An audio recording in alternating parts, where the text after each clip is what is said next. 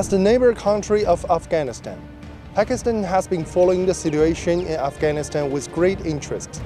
Since the Taliban took over the power, many Pakistani journalists who crossed the border into Afghanistan have continued to bring us updates. Concerned about a possible war and the refugee flows, we have been following the movements at the major border crossings between Pakistan and Afghanistan. As a resident journalist who has been based in Afghanistan for more than 2 years, I am well aware that there are still many internally displaced persons in Afghanistan at this moment. War and killing have long afflicted Afghan civilians as a byproduct of 20 years of United States occupation and involvement. I have also been thinking about what has caused the long-term instability in the country. First of all, Afghanistan is a sovereign country, and the issue of Afghanistan should follow the principle of Afghan-led and Afghan-owned. However, the motives of power politics, military intervention, and a so-called democratic transformation promoted by the US and its allies are inherently wrong. It has been proven that the arrogant power politics of the US has not made Afghan people feel the democratic care. Secondly, the US military claims to intervene in Afghanistan in the name of counterterrorism.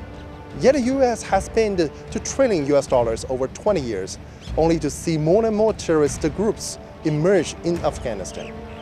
Ultimately, the US is not committed to solving Afghan's problems, but to satisfying the greed of its military-industrial complex and the strategic aims of Washington.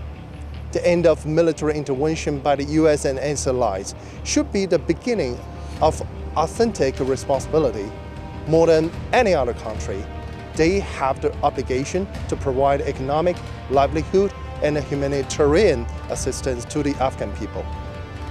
Not long ago, we visited Afghan refugee camps that have existed for decades in Pakistan's capital, Islamabad.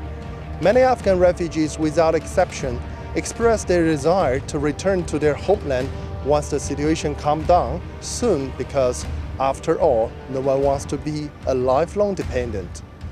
Many Pakistani friends also believe that Pakistan has sacrificed a lot for the so-called war on terror launched by the US for 20 years and has suffered from terrorism.